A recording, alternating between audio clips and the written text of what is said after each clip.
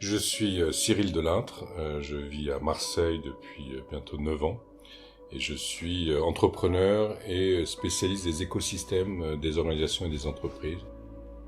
Alors j'ai commencé par faire une école de commerce international parce qu'il fallait faire quelque chose et que les passions que j'avais à l'époque, qui étaient notamment la photo et je voulais être reporter de guerre photo, n'étaient pas jugées comme assez sérieux par mes parents, donc il a fallu que je fasse une école plus classique. Et donc j'ai fait du commerce, mais international, parce qu'il y avait le mot international et pour moi ça faisait toute la différence. Ensuite, j'ai cherché du boulot et j'ai pris un travail de commercial payé uniquement aux ventes, enfin à la commission, dans un secteur qui était les vitres. Et un jour j'ai vécu un switch important, c'était à l'époque il y avait eu des attentats à Paris. Et il y avait un garage, j'en me souviens très bien, dans le 15e, qui avait explosé. Heureusement il n'y a pas eu de victimes sur cet attentat-là. Et mon boss à l'époque m'avait dit il faut que tu y ailles tout de suite et que tu leur proposes, quand ils vont remettre des vitres, de leur mettre des films pour que la prochaine, si jamais il y avait une autre explosion, etc. Là, je suis arrivé devant ce bâtiment que je vois encore dans mes yeux, il y a quand même un paquet de temps. Et là, je me suis dit non, là, ça peut pas le faire. Là, je vais pas aller voir ces gens qui viennent de se prendre une bombe sur la tête et essayer de leur vendre quelque chose. J'ai trouvé que ce métier de vendeur comme ça, ça n'a aucune dignité, quoi. Aucune éthique, c'est pas possible, c'était pas possible. Et là, je me souviens, là, c'est terminé, j'arrête ça. Ça me va pas, ça me convient pas, c'est pas moi. Je suis pas prêt à faire n'importe quoi pour vendre et gagner de l'argent, ça m'intéresse pas du tout. Du coup, après, je suis rentré dans la publicité, dans une agence de publicité, où je suis resté pendant 5 ans. Donc c'est sympa. Et en même temps, c'était dans une époque où, quand on était pubeur en France, c'est les années 80, les années 80, on va dire simplement. Il y avait une sorte d'instinct de supériorité parce qu'on était dans la pub et moi ça me convenait pas. Enfin, c'était quelque chose qui... Moi je me sentais pas du tout bien là-dedans. Donc je suis parti au Canada avec femme et enfants, 2 enfants à l'époque, petits. Et je suis parti, je pensais partir un peu pour la vie en fait. Et au bout d'un an et quelques, d'un an et demi peut-être, je suis rentré du coup en France pour travailler dans ce groupe qui était Groupe Francom, qui était un des leaders de la communication corporate, avec une vision... qui est encore une fois organisée et créative. Et moi, ça m'a toujours passionné, ça. Donc ça s'est super bien passé pendant 5-6 ans. Moi, je crois que je suis pas fait pour travailler dans une entreprise avec un chef et un sous-chef, etc. Donc je me suis dit, je vais prendre mon indépendance et j'ai créé ma première agence en 1993. Puis entre-temps, j'ai aussi, comme j'ai un côté serial ou multi-entrepreneur, j'ai aussi monté une librairie qui s'appelait Île des Livres, qui avait 0 librairie, et on vendait des livres sur simple appel téléphonique avec un coursier qui allait livrer, c'était dans Paris. Et puis au bout de quelques mois ou quelques petites années, il y a Amazon qui est arrivé. Donc on a eu un peu de mal quand même à se bagarrer là, donc on l'a fermé. J'ai créé aussi avec une associée, une société qui s'appelle Partema, qui faisait de l'animation en aéroport, dans les zones très spéciales que sont les duty free. On est assez vite devenu leader français d'ailleurs de cette activité-là, qui a été cédée il y a quelques mois. Donc ça a été aussi une belle aventure. Et puis là, il y a quelques mois, je me suis dit j'ai envie de passer un peu dans une phase de concrétisation aussi de tout ce que l'on peut penser, dire, préconiser. Et c'est là où j'ai aussi eu quelques implications politiques, mais toujours très décevantes, parce que beaucoup d'ego, beaucoup de manque de lignes directrices fortes. Et je me suis dit, la vraie politique, c'est de voir ce que l'on peut nous faire pour influer le cours du monde quelque part, ou pour y participer, ou pour le co-créer. Et c'est là où je me suis dit, le tout début, c'est avec l'école, c'est là où tout commence. D'où l'idée de l'école Inspire, de ce campus l'école Inspire, que je co-porte et que je mène en ce moment, et qui pour moi un projet majeur sociétalement. Le projet du campus de l'école Inspire, d'abord il est international. Il va être basé ici à Marseille, mais il va rayonner sur l'international. On a déjà des partenaires dans plusieurs pays. Il va être composé de 3 espaces complémentaires et dans le même lieu. Ça, j'y tiens vraiment. Un premier espace qui va être un espace d'exploration et de recherche. C'est-à-dire qu'on va aller voir dans le monde entier tout ce qui se passe en termes d'éducation. On va aller regarder dans le temps aussi tout ce qui s'est passé, parce que on parle des penseurs grecs, on parle des Lumières, on parle effectivement du début du XXe avec Montessori, Freinet, etc. Et cette matière-là, on va la mettre à disposition de chercheurs, d'entreprises, et puis on va la mettre à disposition de groupes de recherche qu'on va monter nous-mêmes, et on va travailler sur je sais pas, par exemple, la place de l'écran dans l'école de demain. L'idée de cette partie-là, c'est de faire des propositions, des suggestions, de mettre en place des idées, etc. Deuxième partie, une école. Une école, 6 mois, 18 ans. Une école inclusive, ça c'est extrêmement important pour moi, et pour nous tous, c'est qu'il y aura des enfants à la fois socialement différents, des enfants défavorisés, des enfants beaucoup plus favorisés, d'autres types d'enfants, des enfants ce qu'on appelle extraordinaires, donc les enfants 10, tous les phénomènes 10, ce qu'on appelle les HP ou les zèbres, des enfants autistes jusqu'à moyen, des enfants handicapés, moteurs. Ben oui, il faut absolument qu'il y ait un mix de la société française. Moi, je ne crois pas dans les écoles ghetto. C'est-à-dire qu'on ne met pas les enfants de tel profil, telle catégorie ensemble. Parce que la société, elle n'est pas comme ça. Donc on doit apprendre à associer dès le départ. Notre parti pris, c'est de dire qu'on a aussi besoin de comprendre le monde d'aujourd'hui. C'est pour ça que notamment les neurosciences nous aident beaucoup par rapport à ça. La connaissance que l'on a du cerveau est un phénomène qui est juste majeur dans l'apprentissage. Enfin, il y a beaucoup de choses qui se passent à ce niveau-là. La façon d'apprendre la physique, les maths, on le voit de temps en temps. Il y a un film passionnant là-dessus qui s'appelle Le cerveau des enfants, qui montre qu'il y a d'autres façons d'apprendre qui sont absolument géniales, quoi. Donc tout ça, c'est à prendre en compte. Les rythmes sont à prendre en compte, les rythmes de l'enfant.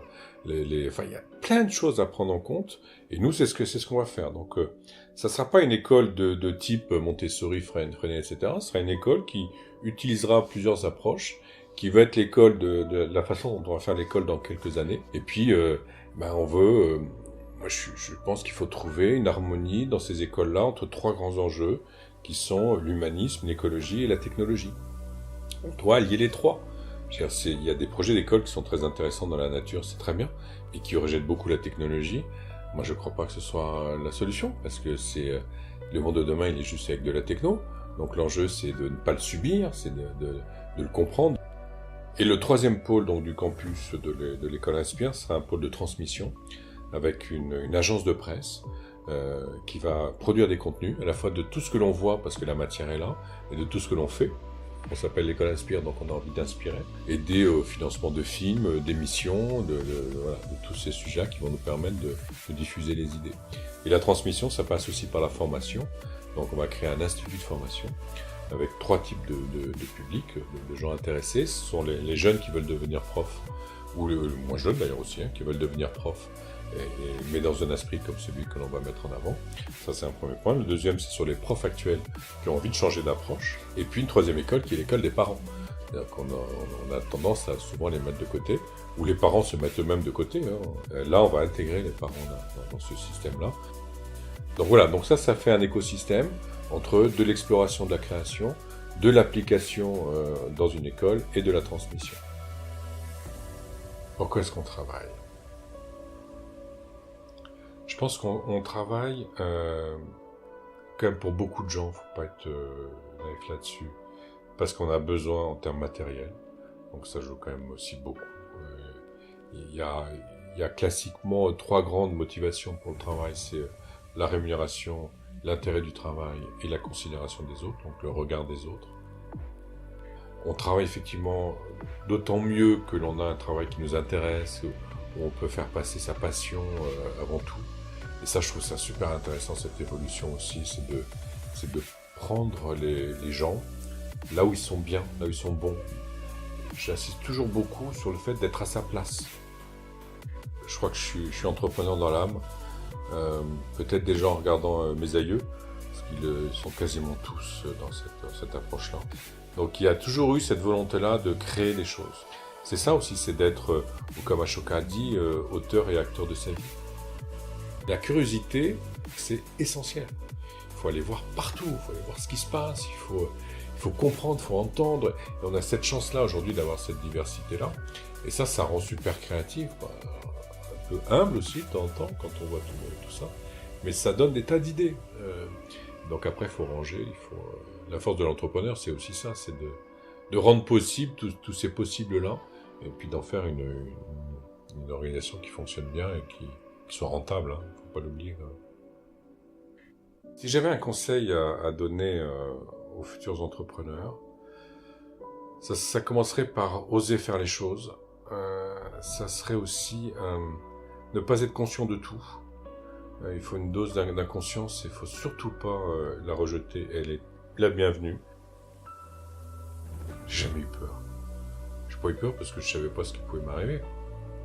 Je voyais que les aspects positifs et je sais pas, c'est comme si tu pars en mer et tu te dis ah ouais mais je peux mourir quoi, je peux couler, bah oui, ouais bien sûr, mais on y va quand même. Sinon c'est Daniel Herrero qui disait ça, qui est un entraîneur de rugby, qui disait que la peur était castratrice et ça m'a marqué. Comme l'ennui est mortifère, il disait aussi. Je trouve ça génial ces deux phrases-là. Tellement, ça fait au moins 30 ans et je les ai encore en tête. Ouais, on peut pas entreprendre avec peur, c'est pas possible. C'est pas possible. C'est pas lié. On peut être conscient à plus ou moins des dangers, des choses qui peuvent arriver, ouais, ça c'est certain. Mais pas peur. Si on est peur, on reste enfermé comme un animal dans sa niche, quoi. Sinon on fait rien. La peur, c'est surtout c'est une mauvaise conseillère, elle sert à rien du tout, à rien du tout. Il faut y aller. Il faut y aller. Alors c'est plus facile à dire qu'à faire. Ça dépend aussi des moyens, hein, parce qu'il y en a qui peuvent se donner 6 mois, 1 an, et puis il y en a qui peuvent pas. Donc, puis à un moment donné, c'est soi-même. Hein, n'attends rien de personne. Vas-y, just go. Et puis ça, c'est extrêmement important, c'est d'être tenace, tout en sachant, à un moment donné, dire stop et changer d'option. Il ne faut pas se buter, il ne faut pas s'obstiner. Il y a des moments où il faut changer de voie, il faut reculer, c'est pas très grave. Et puis si tu te casses la gueule, tu te casses la gueule. Ça aussi, c'est un changement culturel qui pour moi est essentiel pour les entrepreneurs. Il faut qu'on comprenne tout ça. C'est qu'on a le droit de créer, on a le droit d'entreprendre, de risquer, et on a le droit de se casser la gueule. C'est surtout pas un problème, quoi. On apprend beaucoup quand on se casse la gueule. Ce qu'il faut, c'est pas se casser la gueule tous les 15 jours. Mais il faut absolument passer par là. Quelque part, il y a des cultures comme la culture américaine ou israélienne. C'est qu'un entrepreneur n'est pas un entrepreneur ou une entrepreneuse tant qu'elle ne s'est pas cassé la gueule, quoi. Nous, moi ça m'est arrivé, on est marqué au fer rouge toute sa vie en France, hein, quand on s'est planté. Alors on va vous dire non, c'est pas vrai, les fichiers au bout de 5 ans, etc. Moi je vous dis que c'est pas vrai, parce que je l'ai fait 15 ans après pour louer une voiture à 150 balles par mois. On m'a dit mais non, vous êtes cassé la gueule en l'an 2000 là. Je dis bah ouais, alors c'est fini ça. Ah ouais, non, mais non, on ne suivra pas, alors que j'avais tous les moyens pour, quoi. Il y en a marre de ce marquage des gens qui se sont plantés. Du coup, on n'est plus dans l'audace, on n'est plus... tu me demandais tout à l'heure les qualités d'un entrepreneur, bah c'est ça, c'est d'y aller, quoi. C'est d'y aller, et puis bah, je tombe comme un gamin, on regarde un gamin, il tombe, il se relève et il repart. Il va pas se dire « Waouh, maman, je suis tombé, je peux plus rien faire ». Non. L'échec m'a jamais remis dans le chemin du salariat, non, jamais, jamais, jamais. Jamais. C'était une fois que je l'ai quitté, une fois que je l'ai eu quitté, c'est impossible. C'est une liberté qui se paye très cher, hein, parfois, c'est clair, hein, mais c'est incommensurable. La réussite d'une vie, qu'est-ce que c'est que la réussite d'une vie ? J'aurais tendance aujourd'hui à dire qu'une réussite, c'est une vie où tu te dis pas pourquoi j'ai pas fait ça. Est-ce que tu as tout fait pour que ça puisse se faire ? Je voudrais pas me poser cette question-là. Je voudrais pas me dire tiens ça tu y as pensé, tu l'as pas fait. Make it possible. La réussite d'une vie, c'est sans doute de se dire il y a un sens dans tout ça, quoi. Et je vois le sens de ce passage terrestre. Je comprends pourquoi je suis venu là, quelle utilité j'ai pu avoir, quel rôle j'y ai joué. Ça, c'est mon regard à moi. Hein. Peut-être quelqu'un peut te dire autre chose sur la réussite de sa vie. Et puis, qu'est-ce que j'ai transmis ?